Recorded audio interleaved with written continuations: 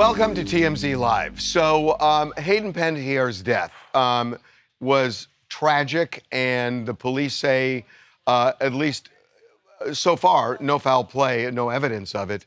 However, there is a death investigation, and that death investigation is to probe whether there was any criminal activity involved in her passing. And so far as we know, they haven't found any, but they're on the hunt. But they're looking, and maybe you'd say that's to be expected. What we were told by one source is, look, a 36-year-old with no known pre-existing condition dies of cardiac arrest. There's definitely going to be an investigation. And also because I'm certain they're aware of her past. Now, that's the interesting part, is that I talked to one of the main sources in this, and that source blanched at that and just said, no, you don't care about the past. You're getting over your skis. I don't know how you ignore the past, especially in her own words when she talks about drug abuse. Right. I don't see how they ignore it. But what this one source in particular said was exactly what you said. 36 years old, dies of cardiac arrest. There are reports of an overdose, and there was Narcan there, and so they're going to investigate. But I don't think they investigate every young person who dies as a death investigation. Right. A lot of times, they just leave it to the coroner. There is a parallel investigation right now with the coroner and the police to determine cause and manner of death. Right. Yeah, and we know that the autopsy has been completed. They already said no signs of foul play. They said there was no trauma on her body that contributed to her death. The toxicology is pending, and that's where it's going to be key, because we do know from the incident report that Brian, her boyfriend, gave a bag of prescriptions over to the police. And these are prescriptions that she had been taking during the time of her death. But we do not know. What we don't know is whether the prescriptions had anything to do with her death or whether it was something else, and that's what toxicology is to show. Now, the police showed up at Brian Hickerson's family house today. Right. He grew up in the area. His, I believe it's his grandmother, has a home there. And the police showed up there twice. Twice. Now, there are stories out about a neighbor who says that it was about paparazzi being intrusive. Well, that's what we were told by law enforcement, that they had gotten calls from neighbors who were worried about media outlets and people staking out outside the home. I'm not buying this. And However, I'll tell you why I'm not buying it. Because, you know, if somebody calls, they don't have a dog in the fight, number one. It's the people who live in the house.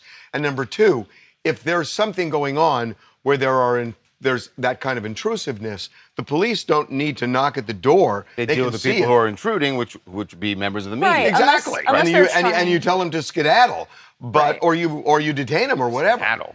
Well, we just hopped in a time warp. My point being, they came back twice, and you would think, and again, I'm not saying there's anything untoward here with Brian Hickerson, but you would think they want to talk to him because he's the guy that was with her. He's the guy that was flying out with her. He was her boyfriend for years, and they're going to want to talk to him to get to the bottom of things. Also, in the incident report, we know that they are looking into CCTV footage that does show Hayden, Brian, and Brian's brother, Zach, all coming and going from the apartment complex. So they're definitely not just letting it be in the hands of the medical examiner. The fact that they want to look at that video says they're trying to, you know, follow their steps. They're trying to backtrack to figure out what was Hayden doing in the hours before her death. Right. And Brian and Zach were apparently at least aware of some of her movements, if not actually with her. And not just that, but they also want to know exactly how did you discover her? They're going to want to ask Brian, because Brian apparently was in the house. Asleep, though. Asleep. But what happened before he went to sleep? Exactly. I mean, what interaction did the two of them have? I mean, these are critical questions that the police are clearly going to want to ask Brian. And I think once they look at that video, then they're definitely going to want to talk to Brian about what they saw, where we were coming from, all of those things. For sure. Hi, I'm Elle from Northern Virginia, and I just want to say that Hayden was so beloved by so many people that if there's any impropriety, then they definitely need to turn over every stone and find out, because she definitely wasn't alone. So just have justice and make sure everything is checked and rechecked. Well, the most popular name, depending on which side of the aisle you're on, but certainly the most popular name to be talked about in D.C.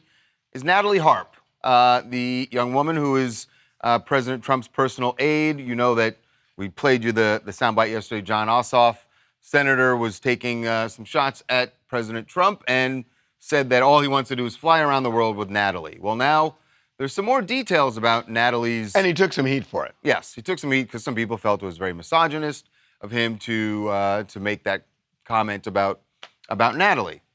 So the New York Times now has some details about Natalie's trips around the world with President Trump. One in particular to Scotland, where he was playing golf, and she was photographed running across the golf course, trying to get to him.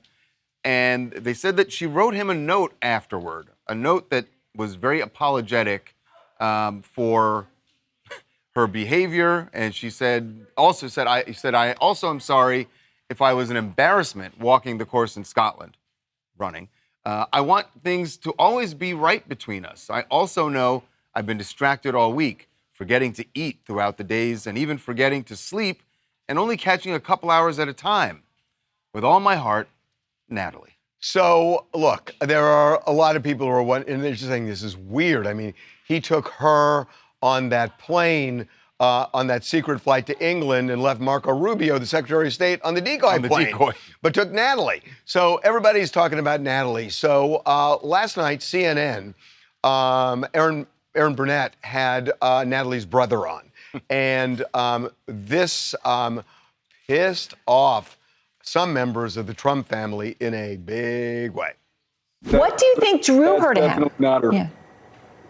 Well, my mom raised us with the idea that American exceptionalism was the correct way of looking at things, that the United States is the boss of the world. I think that my sister, unfortunately, didn't break out of that delusion that my mom raised us with, and Trump is like everything that my mom taught us to respect. So I think that's where her infatuation for Trump comes from, honestly. Because I don't think it's a physical attraction. Let's get real, you know? I think that last line is what pissed off. Well, that's going to tick off because the president. It gives up his motivations here, and that he obviously doesn't like Trump.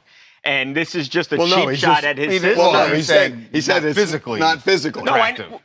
Right. That's he's saying Trump is ugly and nobody could ever be attracted to him. It gives away that he doesn't like Donald Trump, is my point. And he's not coming at this as like an honest broker. He doesn't like Trump. He's estranged from his sister. He was asked why he thinks that. But what did he say? He said, my mom taught us exceptionalism. Yeah. Right. So that's a positive. Yeah. Right. And that Natalie was drawn to that. So those things are positives. Sure. Yeah.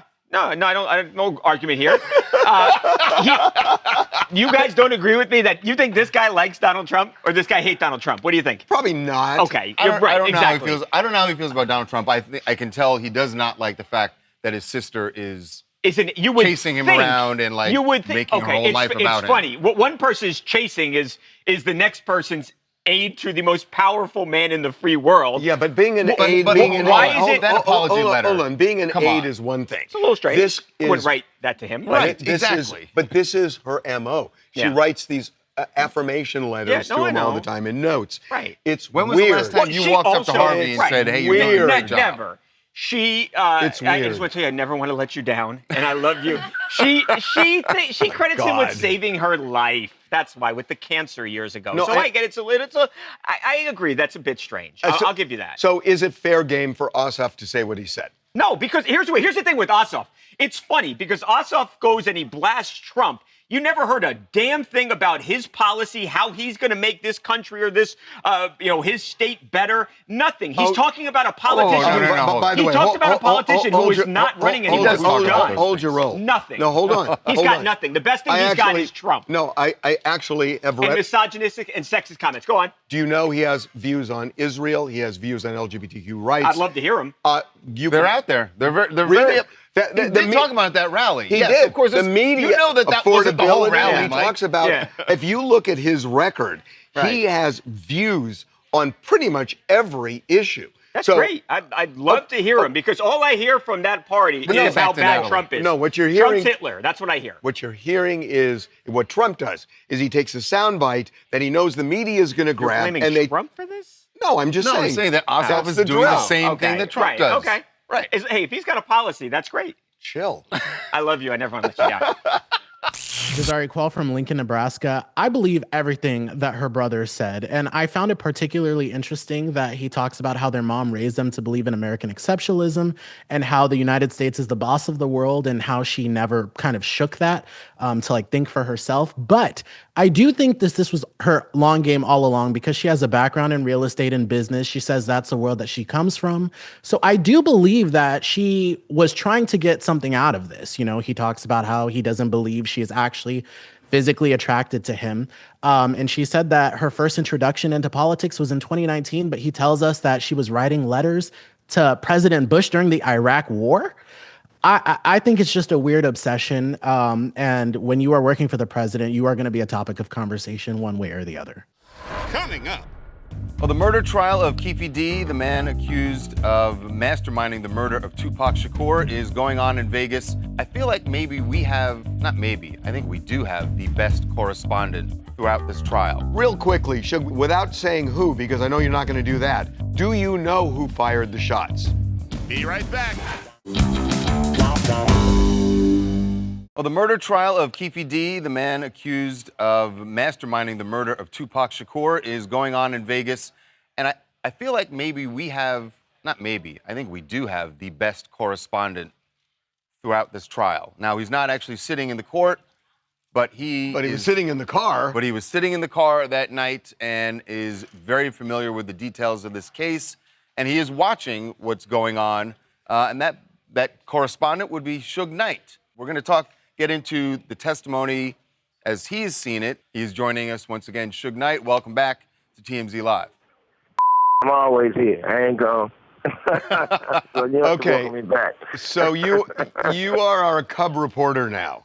So you and I had a talk last night, and you were kind of grousing about people who were testifying that aren't telling the real story. Would you explain to our viewers, please?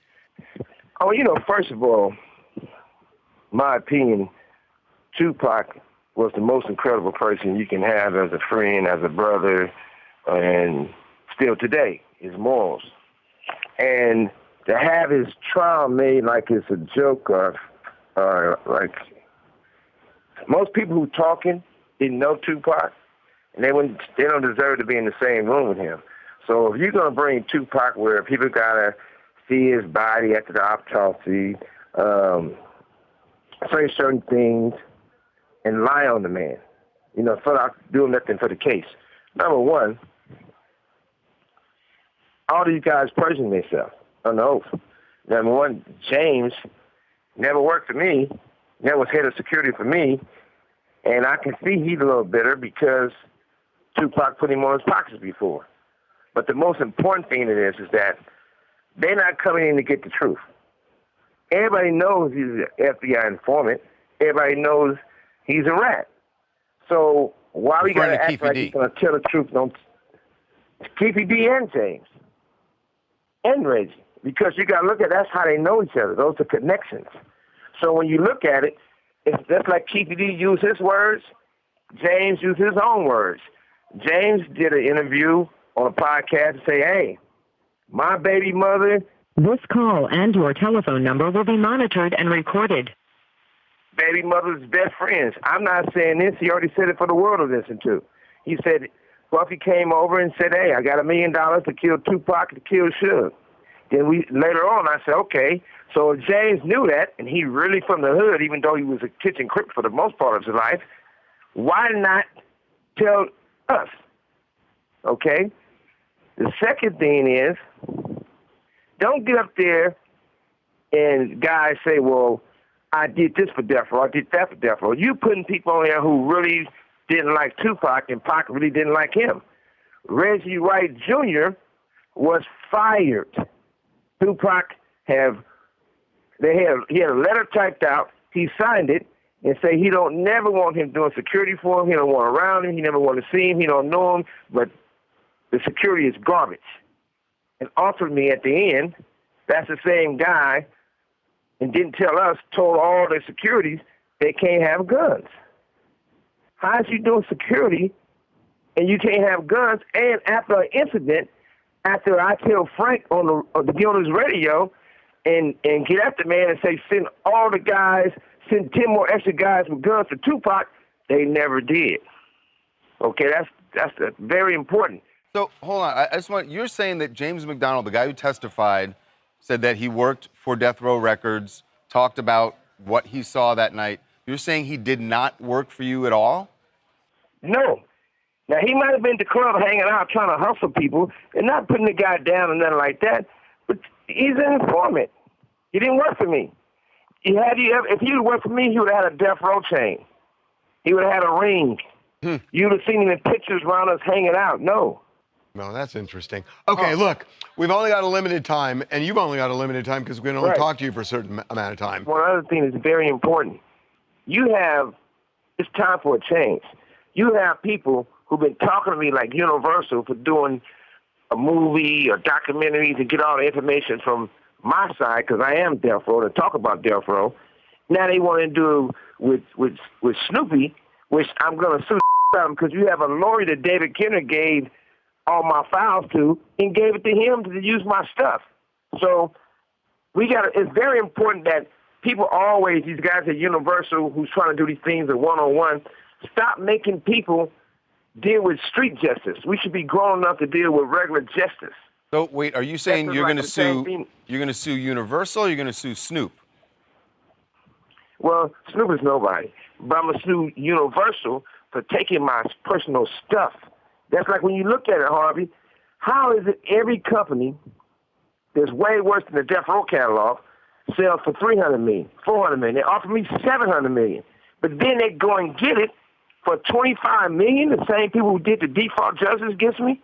It's crazy, but that's not what we're here to talk about. But that's definitely on the way, and they all got the same lawyers. The same lawyers represent Keefe D and the under represent me, represent Corey, who's Puffy's friend. Puffy, all these people, just a big one mix-up of everybody trying to dummy down the situation with Tupac. And I will say this, Keefe D is a patient.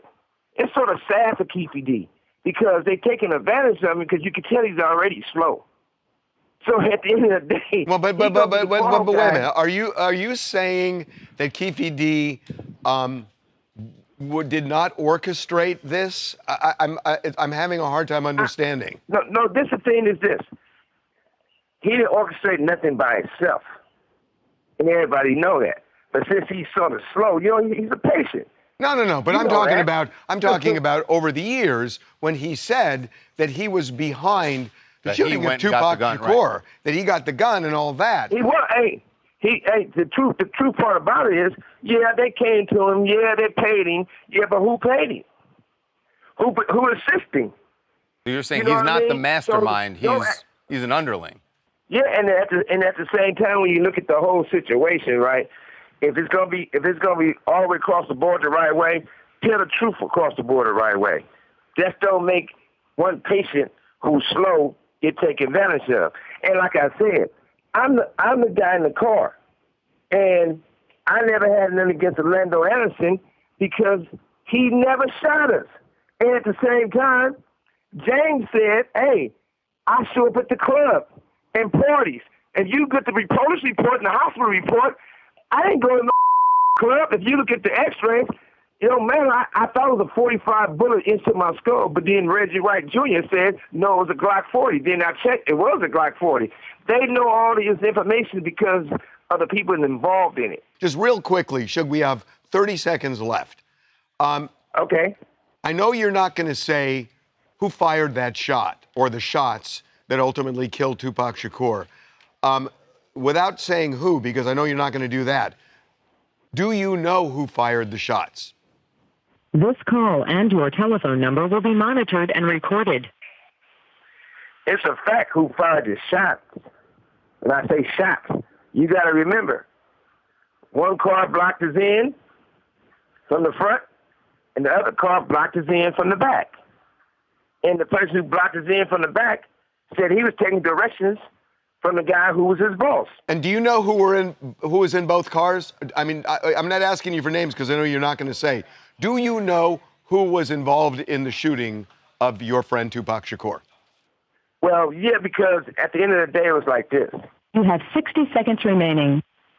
Somebody comes in and get in the crosswalk and block his in. My homeboy gets in the next lane and say, get in front of me because we all caravanning.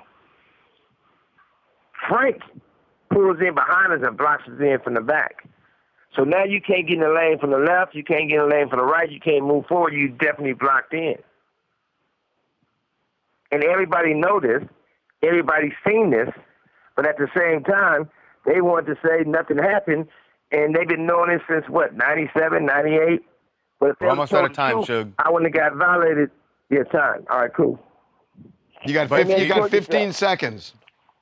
Do you know? Do you know who shot Tupac Shakur? He's running out the clock. Harvey. I can't hear you, Harvey. I can't hear you. Oh, he's trying to run out the clock. All right. Oh, my God. Wow. Okay, Suge. All right. Get your drift. Coming up. The family war going on between two parents of a child that was just born via a surrogate. McKenna West is the surrogate. The parents, Omar and Nasheen. The biological parents are suing McKenna right now. $100,000 they are suing for. Be right back. TMZ's got every freaking thing. Big celebs, big stories, big events. Donnell Rawlings took TMZ DC on a city tour. You know what the irony of this is? A black man takes a white person to the White House. It's TMZ. So we've been telling you about the family war going on between two parents of a child that was just born via a surrogate, a war between the biological parents and the surrogate. McKenna West is the surrogate. The parents, Omar and Nasheen. They wanted to terminate the pregnancy after 20 weeks because the baby had a very serious heart defect, and she fled to Texas, McKenna did, and she gave birth there, and now the family has taken over, and actually McKenna's been ordered to stay away. Right. But there's still a fight going on. The Attorney General there is siding with McKenna.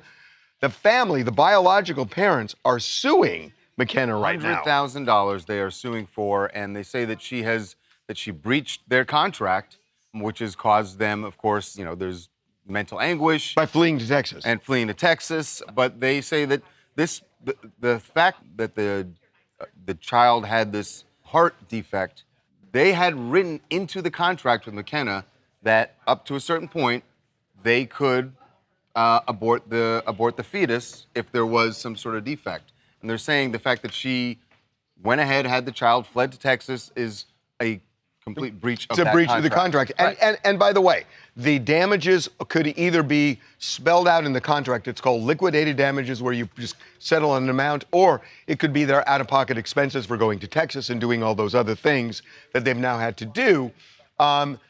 And then she's also suing for the parents are also suing for emotional distress.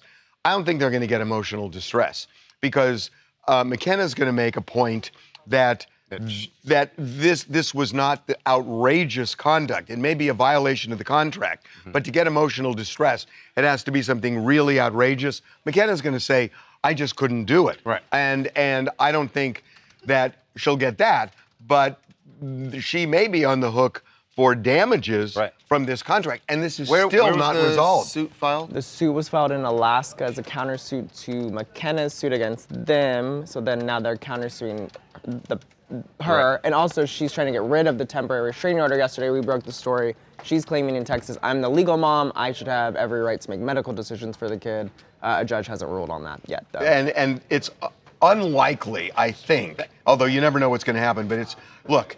Surrogacy contracts are enforceable, and surrogates don't have parental rights. I don't know what this judge is going to do. I don't know who the judge is. Texas is a different animal. Yeah. But surrogacy contracts are enforceable. I cannot imagine that a judge is going to say that the surrogate should have custody of this child. I just Well, don't believe it. You said something that in Texas, she's legally the mother? She says she's legally the mother per Texas law. She also says something about the surrogacy contract. Texas doesn't, it's void in recognize Texas. it. Yes. Right. Well, I don't The problem know. is she didn't sign it. I think I Yes. haven't seen it, but I'm guessing that they are going to say because there's an abortion clause, it makes it void. Yeah. Because I don't think they outlaw surrogacies in Texas. Right. I don't think they outlaw that. Our chat is very torn because they said that if the parents didn't want the baby, then they shouldn't be fighting so hard against this woman who did want to keep the baby. That's not true. And then the other half of the chat is saying that she signed a contract. She was obligated to do what she said in that contract. She violated the contract. Give them every dime that they're asking for. By the way, I think that's just unfair and not true to say that if the parents wanted to terminate the pregnancy, that they should have no right to the kid because they don't care about the kid. That's a huge thing on social media. I know there's people are saying that. I think it's really unfair that if somebody wants to have a child and at 20 weeks they felt something, but the child is born, that doesn't mean they can't love the child and try to care for the child. And these people are. That's the argument No, too. that's the argument is that they wanted to abort the abort the child. I understand. So they're saying that But if- once the child is born, it resets everything. But people are wondering why is the family even suing the surrogate if they didn't want the baby and she did, and they're taking They and wanted to she's abort and the she's child. saying that I will take on because financial they're saying responsibility. she didn't have a right Yeah. to take the child to Texas. That's what they're saying. My name is Laura Diaz. I'm calling in from Denver, Colorado. Hey, Laura. My opinion on this situation, I think it's interesting that not only did she choose to carry out the pregnancy in Texas, where she knew she would have more ownership over this decision, but she also chose to name the child, which to me signals an intention from the start to raise this baby as her own. I think I personally am on the side of the biological parents because in the case of what we were just discussing, like the social media discourse around this, why are the parents fighting so hard? They're not choosing to put this child up for adoption and opting for the surrogate to now raise the child. I think this is, at a very high level, a contractual issue. Like, she did not follow through with the job that she said she was going to do. Well, it's not even so much not following through because she did give birth. It is, although it's complicated. For her going to Texas was the perfect move for her, for McKenna. Right. Because she knew the kind of protection she was going to get in And she got it. Yeah. Coming up.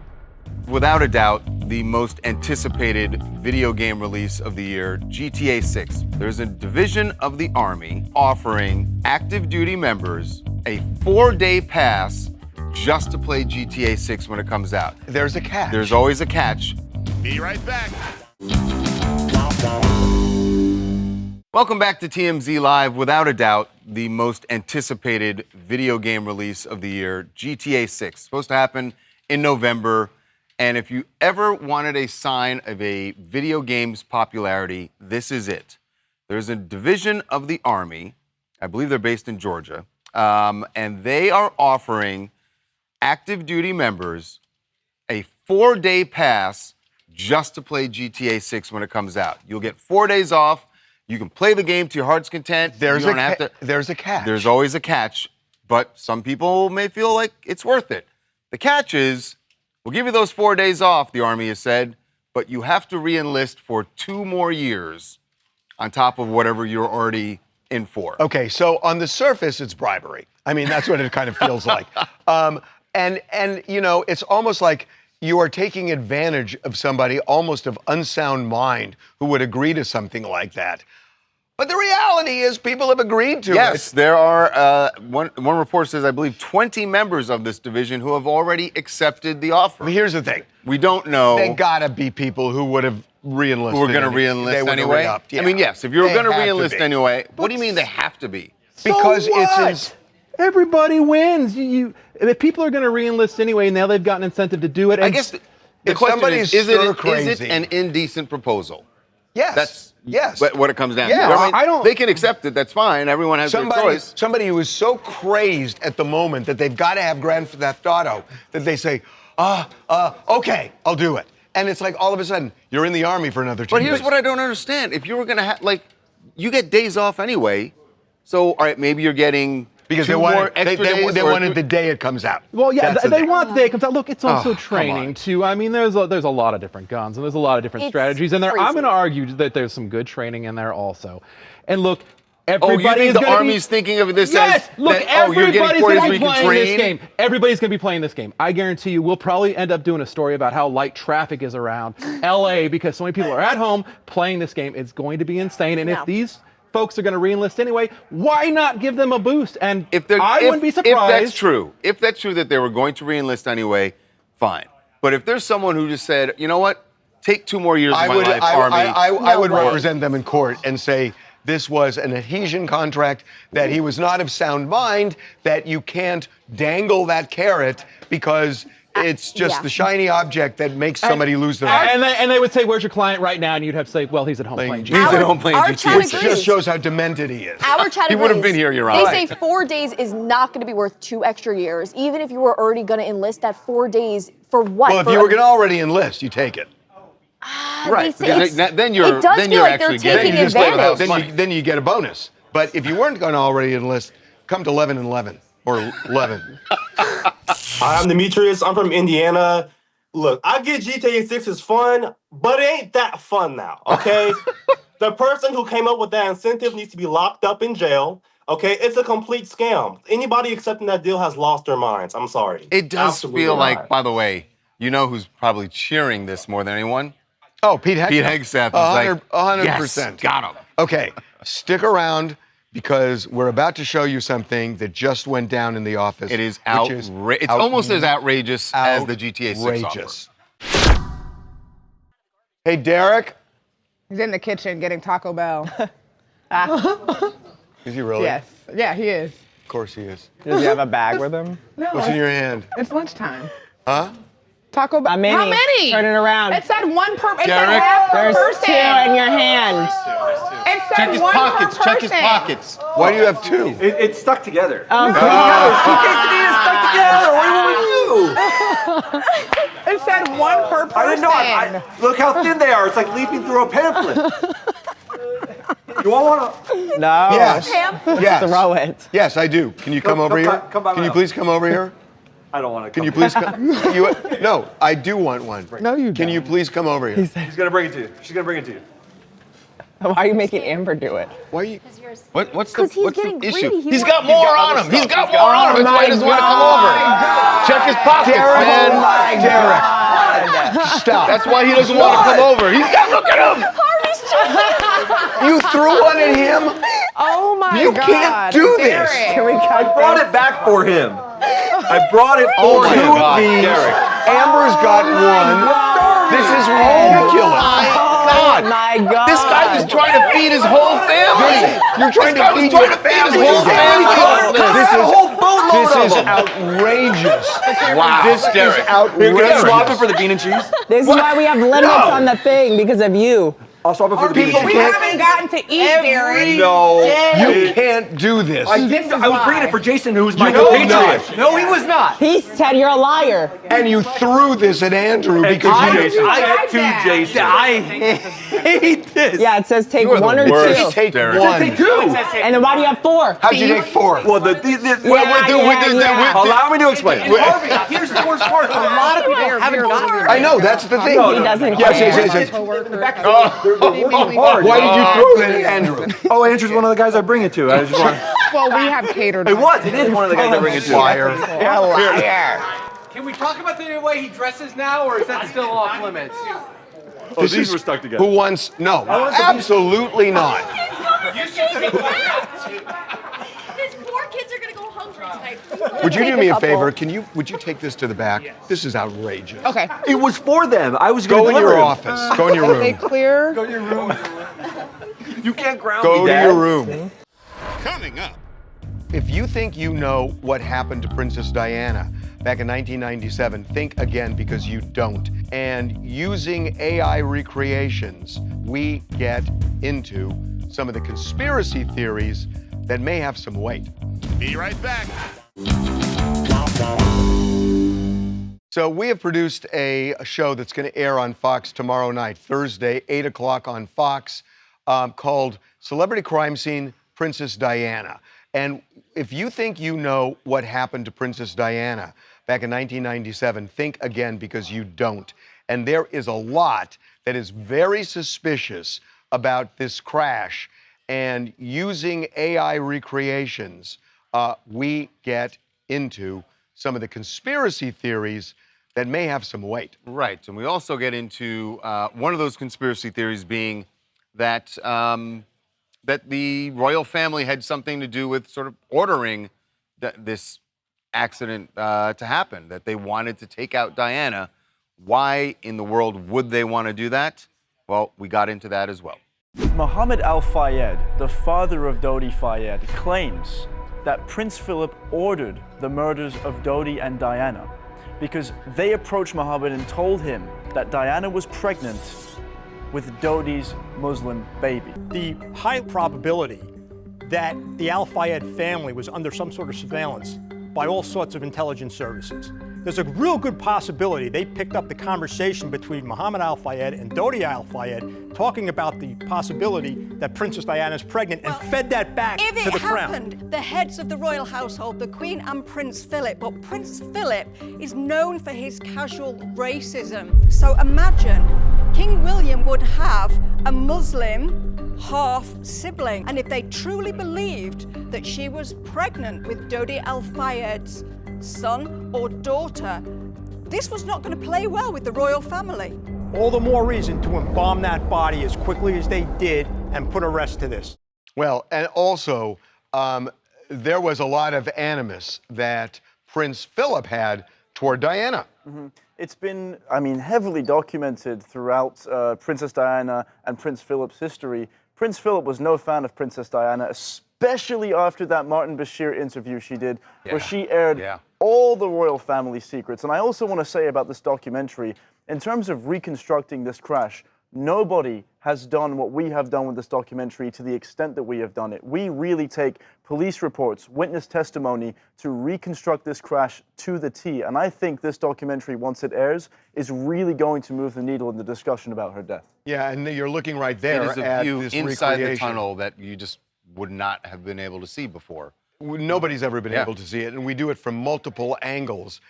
There are mysterious cars in that tunnel. There's also really interesting evidence that Diana feared that somebody would try and kill her and then blame it make it look like a car accident. And she says her brakes were tampered with. Oh my, God, it's been documented again by her, both in a letter she wrote to her closest friend and repeatedly telling people in her circle, if I die in a car crash, look at MI6. And MI6 is the British equivalent to the CIA that works with the royal family. So we get into all of this. The show is called Celebrity Crime Scene. Princess Diana airs Thursday night, tomorrow night on Fox at 8 p.m. And then it will stream on Friday on Hulu. Coming up, Mary J. Blige was on Michelle Obama's podcast talking about her voice and the fact that she did not like listening to it. I hated the sound of my voice. Did you? Oh my God, I hated my Even your speaking singing voice? my everything. Be right back. How could anybody hate Mary J. Blige's voice? Especially Mary J. Blige. Of all people. Yeah. Well, look, sometimes artists are overly critical of themselves. I saw her. When? Oh, at the Super Bowl rehearsal. Yeah, she was great. Right, yeah. Thanks for rubbing that in our faces that you got to go to the Super Bowl rehearsal when we were here working. It's cool. Anyway, Mary J. Blige was talking about her voice and the fact that she did not like listening to it. She was on Michelle Obama's podcast, but things have turned around for Mary. Michelle is like me when I was younger. I hated the sound of my voice. Did you? Oh my God, I hated my Even your speaking singing voice, my everything. I just hated everything about me. Now I be listening to Mary J. Blige more than everybody else listens. Like I listen to my stuff. I'm like, wow. It's like, oh man, I'm really good. Really good. It's like listening to another artist. Look what I missed out on. I miss it. Do you have a favorite album? Oh man, My Life album is one of my favorite. Yeah. Well, that's a good. You have good taste. You got good taste in Mary. I do. You don't hear artists say that often. That you hear them say that they didn't like the voice. I've you don't actually hear heard- them say, "That's what I listen to more than anything else. I listen to myself." That is true. Although, God, Even though I'm sure they do, but it's rare that you hear them actually admit it. I know. So it's too long a story. But I know there's an old singer, and she was looking at real estate, and a friend of mine was showing her real estate. Yeah. And the first thing she did was she popped a cassette in the car. She wanted to hear her songs, just her greatest hits. Just did while they're driving while around. They're driving around. Yep. Wait, but this one's my favorite. Listen, turn it up. Ariel Jenkins, folks in Georgia. I understand what Mary J. Blige is saying because I don't like to hear myself during my stand-ups, but I love to watch my videos on Instagram. Ah. Oh, so you do like your voice when you see it. Yes. In a clip. Okay. Well, I also like that Mary referred to herself in the third person while she was talking about it. I connected those dots too. What else you guys want to talk about? Hey guys, it's Jeff Vickers calling from Colorado Springs, Colorado, and we should talk about this Natalie Harp development with her brother in the interview. I just have a lot of speculation because they say he's the estranged brother, and from a media literacy standpoint, that raises huge red flags. What do you guys think? Yeah, I mean, look, they have to admit that because if they don't, someone else is going to say that, and it does show you that he's got a point of view, an axe to grind, perhaps. Yes. Coming up, designer Marc Jacobs has his eye on a new model. Unfortunately, that model is going to be behind bars. Be right back.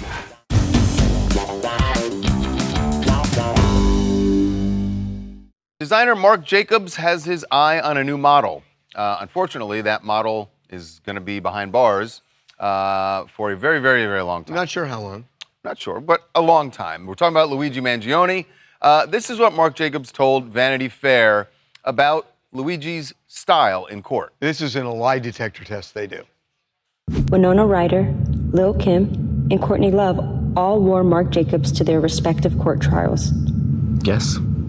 Would you be open to styling this person for his trial? Yes. What kind of look would you style him in? I think he looks pretty good the way he dresses, actually. This led to Nordstrom stores selling out of their red sweaters. Does this make him a trendsetter? Yes. Well, you never really think of that as, but trendsetter takes it another step, doesn't it? It just sounds, for what he is accused of, it feels flip. But clearly, Marc Jacobs and other designers, by the way, I don't think Marc Jacobs is alone. There are probably other designers who would be. But also that Marc Jacobs looked at the pictures and said, I like the way he looks. Right. That, in what he's wearing. I mean, that was, high praise. I guess, high praise? Yes. We'll see you tomorrow.